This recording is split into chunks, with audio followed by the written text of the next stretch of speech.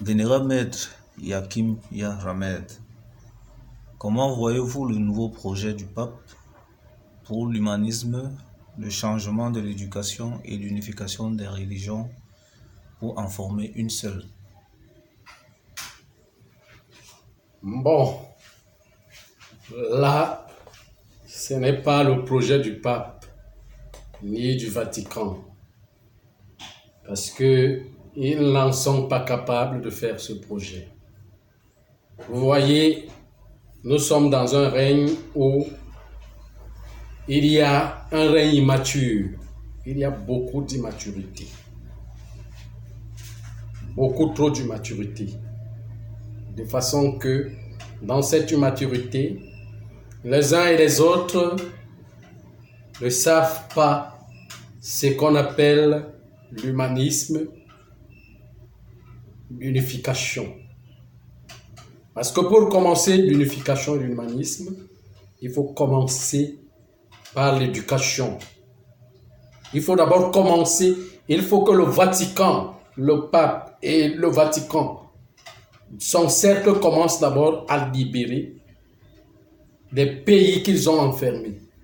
D'abord sur le plan diplomatique, sur le plan politique, des clauses secrètes. Il faut qu'ils libèrent d'abord. Commence par libérer. D'abord ces nations. Bon, la libération n'est pas dire que bon, nous vous libérons. Ça veut dire qu'ils changent d'éducation. Il n'y a pas moyen de changer l'éducation. Pourquoi? Parce que si vous êtes incapable de dire que on a échoué, vous êtes incapable de reconnaître vos erreurs et amener au monde à comprendre que vous avez échoué, c'est que vous ne le comprenez pas. Ou bien, quelque chose vous échappe, ou bien vous ne connaissez pas. Il y a d'autres choses que vous ne connaissez pas. Vous devez être, comment je peux appeler ça? Vous devez être sincère. Ça veut dire qu'il y a des choses qui vous ont échappé que vous ne connaissez pas. Ça veut dire qu'il faut commencer par dire au monde, il faut que le pape commence par dire au monde que voilà notre enseignement que nous avons mis sur table parlant du Christ. Voilà notre niveau. Mais il y a un autre niveau qu'on ne connaissait pas, ou bien qu'on ne connaît pas. Quittons de ce petit niveau. Ce niveau qui est... Ce niveau qui nous trouble, qui nous fait faire des erreurs pour aller à un autre niveau. Donc, changeons, en tout cas, élevons-nous, grandissons. Mais si ils sont en train de dire que ce qu'ils ont dit, ou ce qu'ils disent, c'est ça, si on ne suit pas ce qu'ils disent, ce qu'ils ont a été établi dans les Bibles ou quoi, c'est qu'on est dans le mauvais chemin. Déjà, vous ne reconnaissez pas cela. Mais qu'est-ce qui amène donc maintenant à apporter, à dire donc qu'il faut un changement d'éducation? Parce que l'autre est comment? Dites-nous. L'autre éducation qui est là maintenant est comment? Il y a problème dans ça? Ou ça, comment je vais dire, il y a échec? Ou bien il y a un problème dans cette éducation? Vous trouvez qu'il y a un problème? Ils trouvent qu'il y a un problème dans cette éducation? Pour maintenant opter, parce que s'il n'y a pas de problème quelque part, on ne peut pas changer de direction. On commence à chercher à changer de direction par rapport à un problème. Il faut qu'ils disent au monde le problème qu'il y a dans ce qu'ils ont dit auparavant.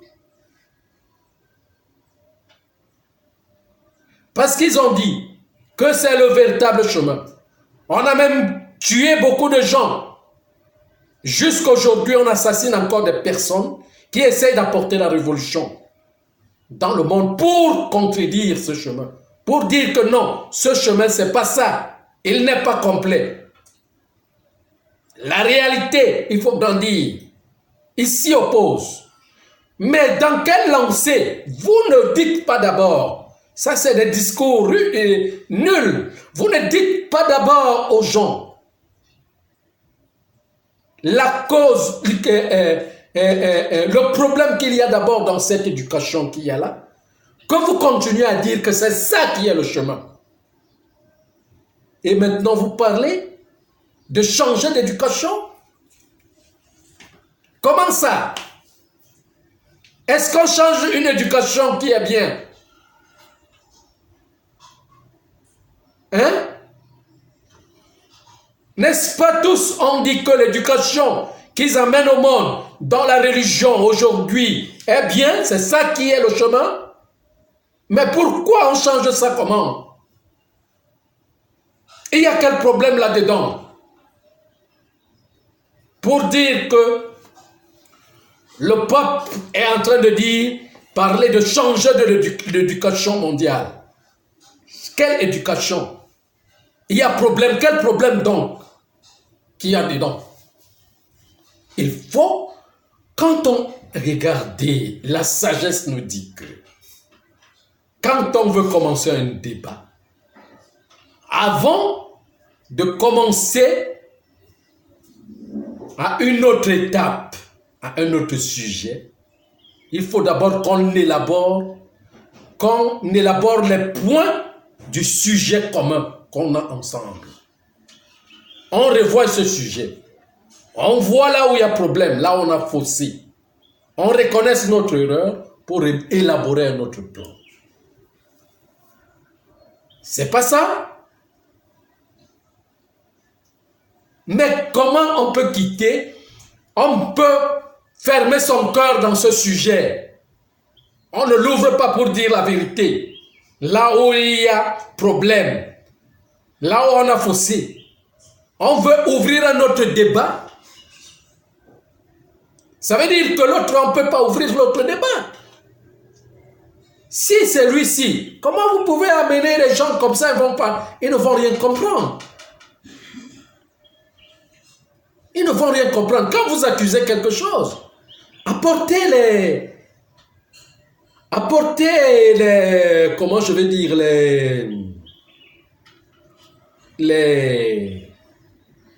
les preuves de cette accusation avant de continuer à une autre chose, à un autre concept. Là, les enfants, le monde est comme des enfants. Ce sont des enfants. Ils ne peuvent pas comprendre tout cela. Ils ne comprennent pas tout cela.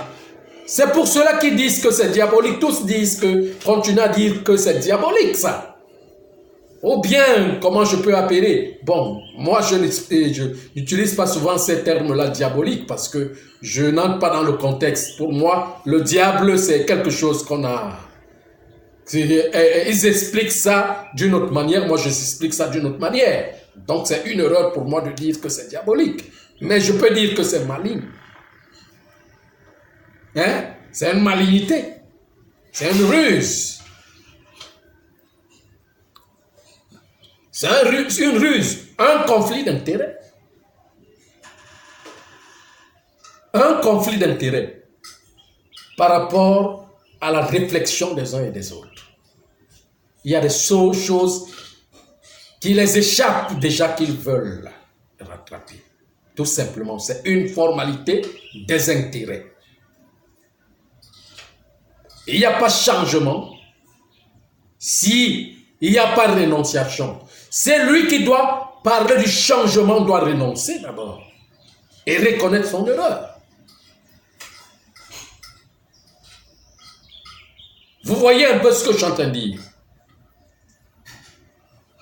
Parce que c'est eux qui ont dit hier, ou ils continuent à dire, dans des églises et autres, que ce qu'on dit, le Christ, Jésus-Christ, ceci, cela, c'est lui le chemin. Il est réel. Et tout ce qu'on vous dit, c'est ça qui est vrai. Maintenant, changez quoi sur ça?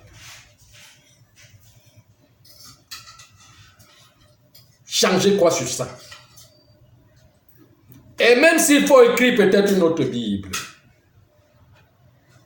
il faut d'abord condamner celle-ci pour écrire une autre.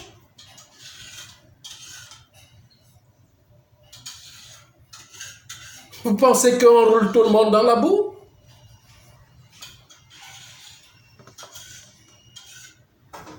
L'humanité est en train de partir, en train de converger déjà vers le Christ, la connaissance du Christ. Hein? Et les sociétés secrètes sont coincées. Tout ça, c'est du tapage. Ils connaissent nos programmes. Ils savent que l'humanité, et c'est ça qu'on appelle le Christ, l'humanisme, l'unité et l'éducation supérieure.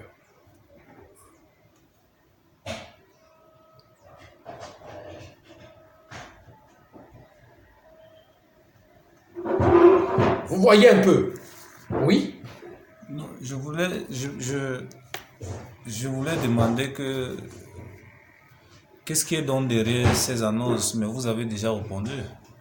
Et on se souvient qu'en 2016, ils avaient toujours annoncé de vouloir changer la Bible, qu'ils appelleraient plutôt Biblia. Il y a donc quel problème dans cette Bible-ci? Parce que c'est tel, ça veut dire que, la voir même, par rapport à ses écrits, à la fin même, j'entends même quelque part qu'à la fin on dit, c'est dit quelque part que on ne doit jamais changer ce qui est ici dedans. Ce qui est ici dedans, écrit ici dedans, dans cette Bible ne doit jamais être changé. Hein? Et c'est lui qui changera ça, je pense, de ce qu'ils disent. Ce qui va être corrigé par Jésus-Christ. Hein? Mais pourquoi changer donc la Bible? Si déjà ce qui est dedans, écrit, est déjà juste, est déjà véritable, est vrai dans toutes ses proportions. Est-ce qu'on change l'histoire primordiale? Est-ce qu'on change le concept de la création qui est dans le programme du Créateur? Ce qu'on change, c'est l'immaturité. Hein? On transforme l'immaturité en la maturité. L'immaturité commence petit pour grandir. On parle de l'élévation, on grandit. Quand on grandit, on renonce à l'immaturité pour aller vers le supérieur. On ne peut pas traverser cette étape, l'étape de la rénonciation.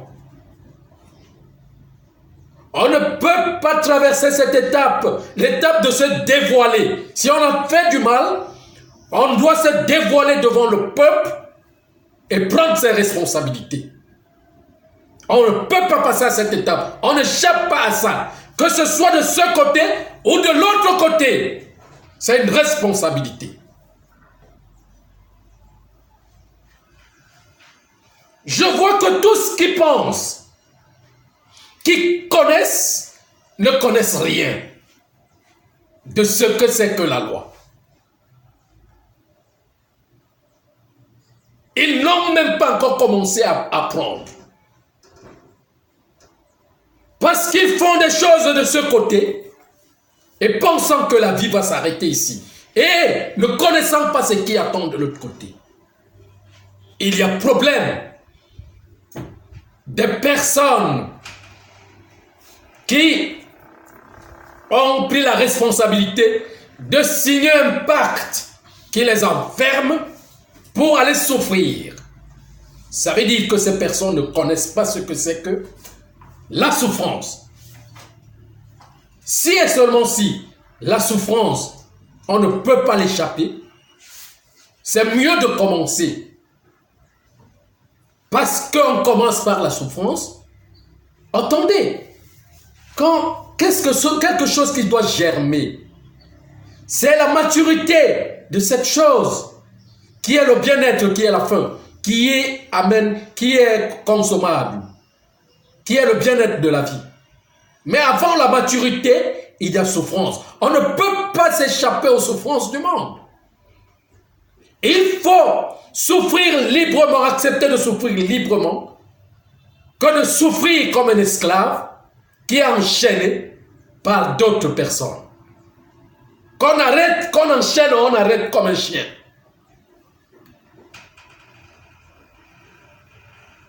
C'est ça la réalité. La réalité de ce que les gens font là aujourd'hui, mais ne savent pas, ne connaissent pas, non pas la connaissance des conséquences.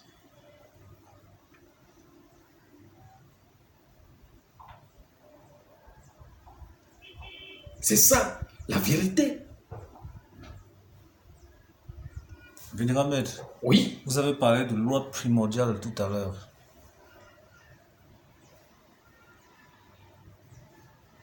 Que stipule la loi primordiale?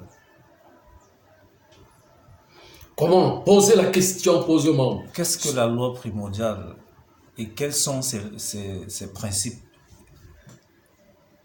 Oh. Répondre à cette question est très difficile.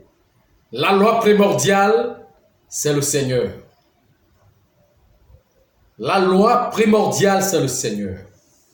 Et le Seigneur, c'est l'unité. De tout, en tout et dans tout. L'unité parfaite dans la conscience. C'est la loi primordiale. Ça veut dire que ne jamais bloquer le processus qui passe. Chaque processus qui doit passer, laissez-le librement passer. Même si c'est une souffrance qui vient dans votre vie, ne l'arrêtez pas. Laissez cette souffrance passer librement. C'est pour un temps. Parce que votre vie ne passera jamais. Même si vous laissez ce corps, la vie continuera ailleurs. Donc on ne s'arrête pas. La souffrance qu'on va chercher à bloquer ici, à arrêter ici, nous rattrape quelque part et plus encore.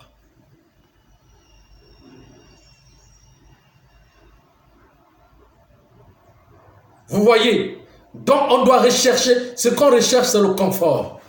Tous, on a besoin du confort, même moi. Mais ce confort doit être circulaire. Ce confort doit être libre. On ne doit pas bloquer les autres pour rechercher notre confort. Mais on doit laisser le processus circuler librement.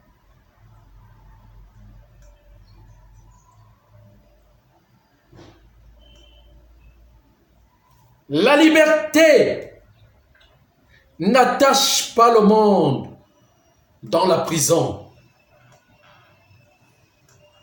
La liberté attache le monde dans les ouvertures auxquelles tout le monde gagne. S'il faut perdre, tout le monde perd. S'il faut gagner, tout le monde gagne.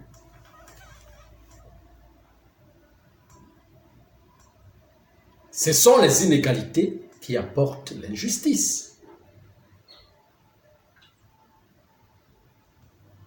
Vous voyez, et à quelle heure? À quelle heure on parle d'humanisme dans ce monde? À quelle heure on parle de former l'unité, de former notre éducation? À quelle heure on veut encore lutter contre le Christ, le combattre? Puisque nous sommes à la fin de ce processus.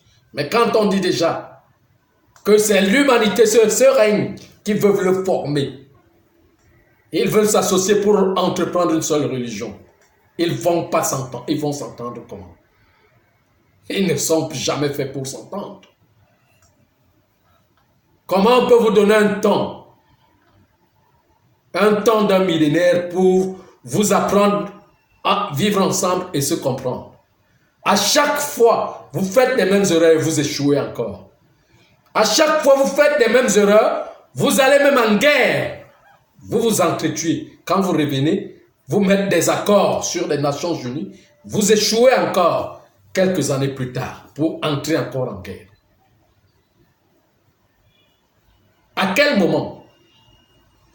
Même si on leur donne 10 000 ans de réflexion, que seulement eux, seuls même, qui doivent réfléchir, ça, après chaque 50 ans, ils vont faire la guerre. Ils vont toujours se séparer.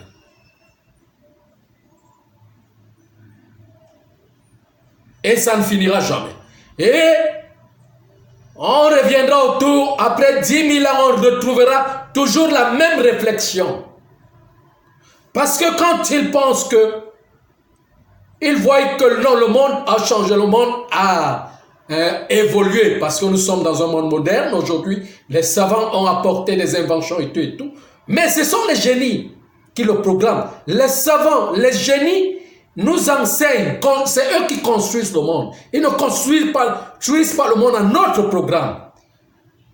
Mais ils font, comment je veux dire, quand le moment arrive, ils pénètrent seulement des savants pour mettre des formalités. Mais ce n'est pas nous qui mettons ces formalités. On nous manœuvre de mettre ça de matérialiser ça sur le plan physique. Mais sur le plan éthérique, sur le plan métaphysique, c'est des concepteurs qui ont ça. C'est des grands génies de la nature. Parce que c'est ce que eux, ils voient comme changement. Non, le cerveau humain comment je vais dire, a changé. Le cerveau humain comment je peux appeler ça? A progressé. Parce qu'il y a quoi? Parce qu'il y a le modernisme, la technologie et la science.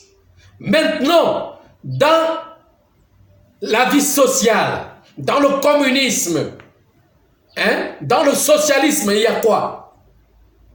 Il y a des indifférences, des individualités, des inégalités. Ça veut dire que cette gestion, cette formalité qui est au niveau de l'industrialisation, la matérialisation de l'industrialisation sur le plan physique, nous dépasse. Ce n'est pas nous qui avions mis ces formalités. On nous a utilisés comme manœuvrage pour le matérialiser sur le plan physique. Parce que ce qu'on nous demande même, on nous donne comme responsabilité de nous organiser nous-mêmes, on est incapable.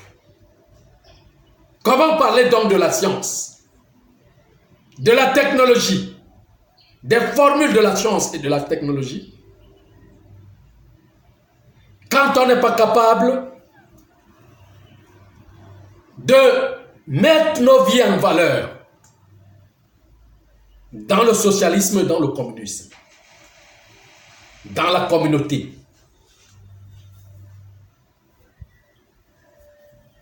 Qui doit apporter des égalités des nations. Des égalités des nations. Du rapport du rapport sans ruse des nations dans la d'égalité.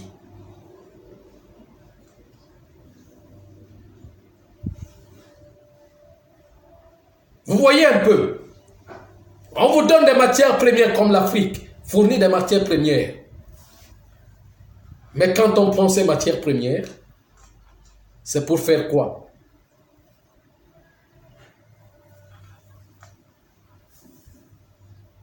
C'est pour faire quoi? Le village nourrit la ville, mais la ville ne reconnaît plus le village. Vous voyez un peu ce que je suis en train de vous dire. Donc c'est ça. Donc il n'y a pas progression. Là c'est la formalité. Ce n'est pas la progression de l'humanité. Ce n'est pas la progression du mental humain qui fait la science et la technologie sur le plan physique. C'est des formules.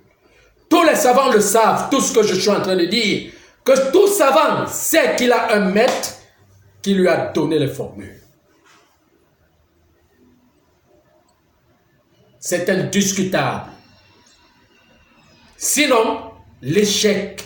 Sinon, alors, qu'on montre le niveau qui fait donc la technologie et la science, qu'on le remontre sur le plan de la gestion humanitaire, de l'humanisme.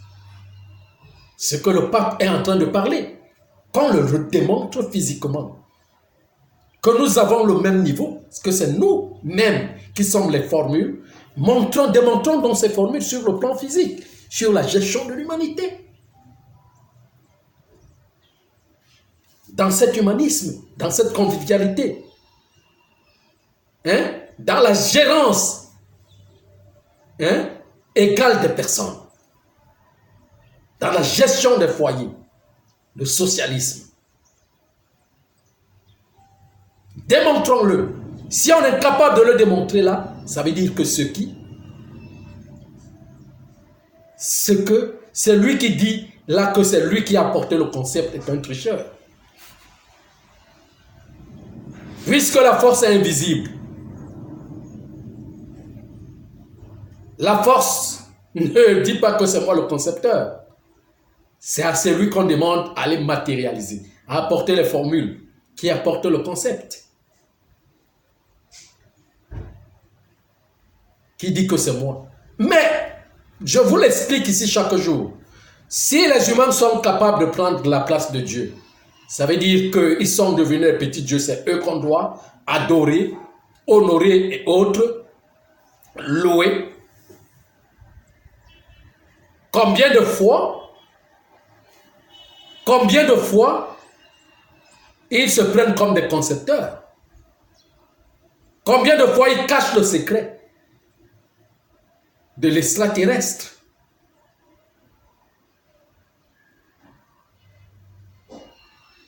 Vous voyez un peu ce que je suis en train de vous dire. Combien de fois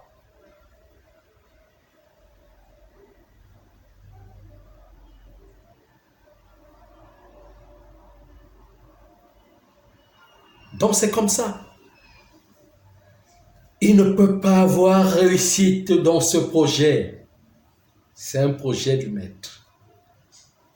C'est le maître de l'humanité qui a ce projet, le centre de l'humanité, et il entrera dans tous les cœurs humains pour les amener dans l'unité. Un point, c'est tout. Le reste là, c'est la formalité des intérêts, des choses qui échappent qu'on doit rattraper. Vous voyez un peu ce que je suis en train de dire. Donc c'est ça. Encore une autre question? Oui, c'est juste un constat, vénérable maître. Vous nous avez dit une fois que vous nous avez posé la question de savoir qu'est-ce qui n'a pas marché pour que le Nouveau Testament vienne. Et peut-être aussi, qu'est-ce qui n'a pas marché pour que Biblia vienne maintenant. Ça peut se résumer sur les 3 guerres. Première guerre mondiale, Ancien Testament, deuxième guerre, Nouveau Testament, peut-être la 3e et la Bible. Non, tout, je vous ai expliqué tout ici. Il n'y a pas quelque chose pour que ça c'est, comment je peux appeler ça, c'est des événements, c'est des complots. C'est des guerres, la guerre des religions, la domination religieuse, la manipulation qui font Nouveau Testament, Ancien Testament. Je vous ai expliqué ici ce que c'est que l'Ancien et le Nouveau. Dans le concept primordial. Vous voyez? Donc, ça n'a rien à voir avec Ancien Testament, Nouveau Testament, ça c'est des histoires.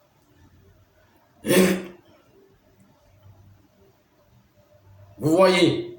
Donc, c'est ça. Bon, Vénérable, j'ai encore une autre question. Oui. Pourquoi l'humain aime être au-dessus de son frère quand il se sent un peu avec les moyens? Parce que ce n'est que ça qu'il a appris. Ce n'est que ça qu'il a appris. La convoitise, la concurrence, la jalousie, la haine, c'est tout. Il ne connaît pas autre chose. C'est cette vie-là, c'est cette éducation-là qu'on a appris au monde. Donc ce n'est que ça qu'ils connaissent. C'est la seule réponse que je peux vous donner. Merci, Vénérable Maître.